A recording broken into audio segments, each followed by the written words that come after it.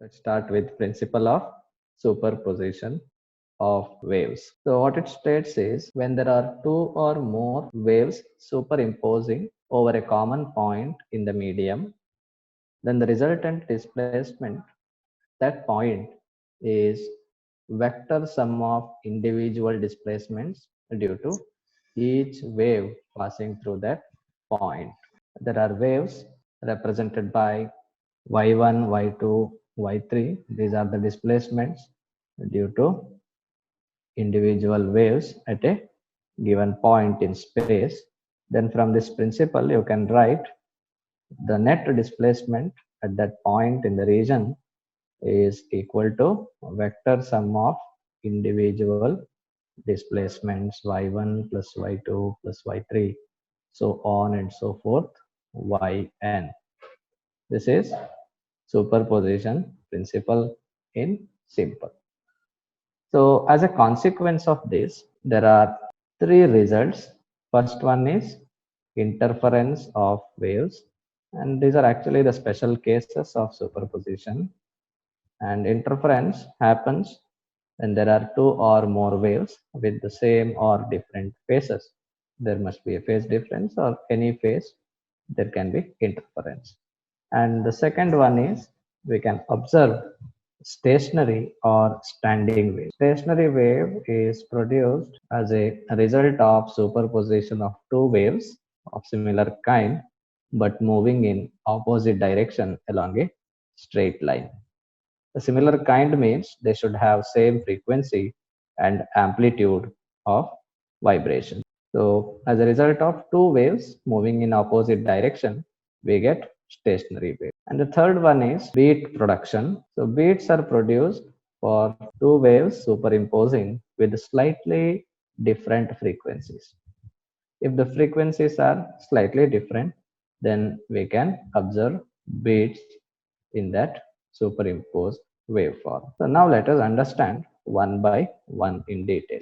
First one to study is interference of waves. So let me choose two waves whose displacements are represented by a sine omega t plus or minus kx, and another wave is y2 equals b sine omega t plus or minus kx plus a phase constant phi.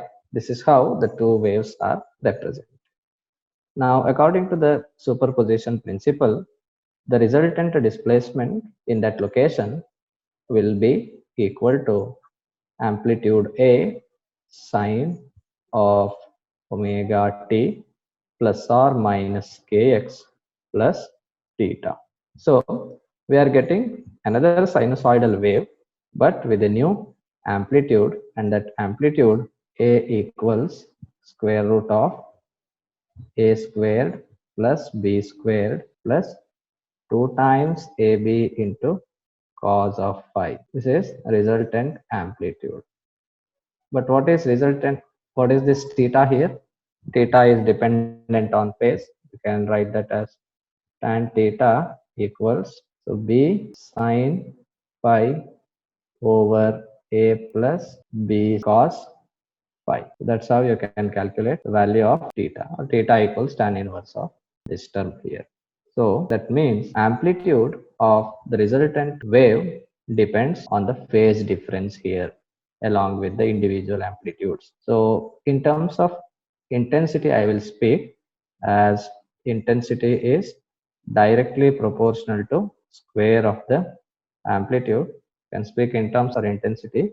I will choose intensity now. Therefore, the resultant intensity, if I represent by capital I, that is equal to intensity of first wave I1 plus intensity of second wave I2 plus 2 times root I1 into root I2 into cosine of phase difference between the two waves. This is intensity expression. And if cos phi is equal to 1, then the intensity is maximum. I can write that by I max, and that is numerically equal to I1 plus I2 plus 2 times root I1 I2, or I can write this whole expression as root I1 plus root I2 whole squared, as it is in the form of a plus b whole squared.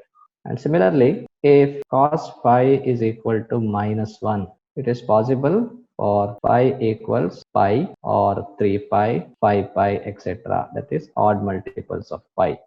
And this cos phi is true for phi equals 0 or phi equals 2 pi, phi equals 4 pi. That is even multiples of pi. So for intensity to be minimum, cos phi must be -1. So values of pi, phase difference will be odd multiples of pi. So I can write minimum intensity I minimum equals I1 plus I2 minus 2 times root of I1 into I2. Or I can write this as root I1 minus root I2 whole squared. Now, what if I take ratio of I maximum to I minimum? I max over I minimum, that is maximum intensity to minimum intensity. I can write root I1 plus root I2 whole squared divided by root I1 minus root I2 whole squared, or in terms of amplitude, as I is directly proportional to a squared, and this implies a is proportional to root of I. So in this place, I can write root of I1 as amplitude of first wave, root of I2 is amplitude of second wave divided by A minus B whole square. So the maximum and minimum intensity for superposition of two waves, each with an amplitude A and B, can be written as A plus B divided by A minus B whole square. Next, we shall address the second consequence of superposition principle, that is stationary waves. So stationary waves or standing waves are produced as a result of two waves moving in opposite direction with the same amplitude and same frequency. As a result, what happens? Let us say, again choose y1 equals a sine omega t plus kx, and another wave y2 equals a sine omega t minus kx, as it is moving in positive x direction. First one is moving in negative x direction. And the resultant wave will be y1 plus y2. There are two possibilities. There can be phase shift in the reflected wave, or without phase shift, reflected wave can travel. Therefore, depending upon the boundary condition, we get the equation for stationary waves to be, if open boundary is present, that means it is traveling from denser medium to a rarer medium. In such a case, the equation y is equal to 2 times amplitude 2 times a, since boundary is open and I am choosing this point at that boundary. So we have to get maximum amplitude there. So it will be a function of cosine kx into sine omega t. If x is 0, you get maximum amplitude. That means the wave looks like, let us choose x to be 0 here. Then this is mean position, and you have antinodes at this position. So the equation that is responsible for this type of waveform is 2a cos kx into sine omega t. This whole term 2a cos kx is amplitude term. So amplitude changes with the x values position. So if x is 0, amplitude is maximum. As x increases, amplitude decreases as a function of cosine, and it becomes 0, and then again it increases. Therefore, the amplitude is also variable depending upon position in stationary waves. Now, let me represent in the case of closed boundary. This is in open boundary. So when the boundary is closed, then this type of stationary waves are produced. This is closed end. The x is equal to 0 here. Therefore, the expression will change to y equals 2 times a. Now you have to get 0 here. So it must be sine kx into cosine omega t. This cosine omega t is responsible for periodic motion, and this sine kx is actually responsible for amplitude of this stationary wave. So these points which are having zero amplitudes are called as nodal points or nodes. Zero amplitude is called as nodes, and maximum amplitude is called as antinodes. And between nodes and antinodes you have variable amplitude, which increases from node to antinode, and antinode to node again amplitude decreases. And between any two nodes all the particles of the medium are in phase. Between the nodes particles are in phase, they are moving together. If this is raising upward, everything, all the particles from this node to this node are moving upward. If they are going down, they're all going down. Similarly, in the adjacent segment, they are moving in opposite phase. So the phase difference between the particles in two adjacent segments will be pi radians. Got that point? Next, let us find out the distance between two nodes and two antinodes. See, in this figure, you can make out that this is representing actually 2/3 of a complete wavelength. This is what one complete wavelength looks like. 0, maximum, 0, again maximum in opposite direction and back to 0. But here you can see only 3/4 of the wavelength. So that means between nodes, what is the length? So exactly lambda by 2. So let me choose this figure for the reference.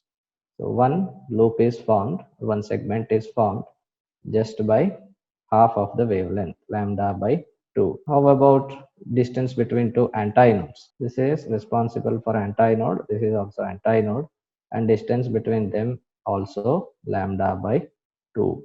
So distance between nodes, node and node, is lambda by 2. Antinode and antinode is also lambda by 2. Now what is distance between a node and antinode?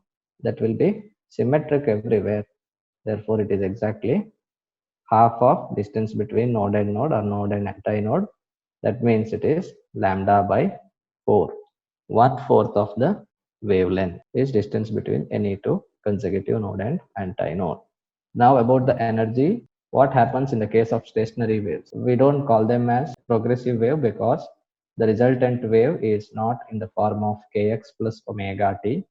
Kx is separate term, omega t is separate term, so it is obviously not a progressive wave. But what happens here, it will satisfy the wave equation. The wave equation is second derivative of y with respect to time is equal to v squared into second derivative of y with respect to x. So it satisfies that equation, therefore we consider this to be wave. Now since it is stationary, what happens to energy? Can it propagate energy? No, it doesn't propagate energy from one point to another, but what it does is just it redistributes energy in the space. Therefore energy between two antinodes will always remain constant, and it might be exchanging between potential to kinetic and kinetic to potential periodically, but total energy between any two consecutive nodes will remain constant. So energy is conserved here, it is not propagated. Next, these nodal points are possessing maximum tension or strain in this whole string, or in the case of stationary waves.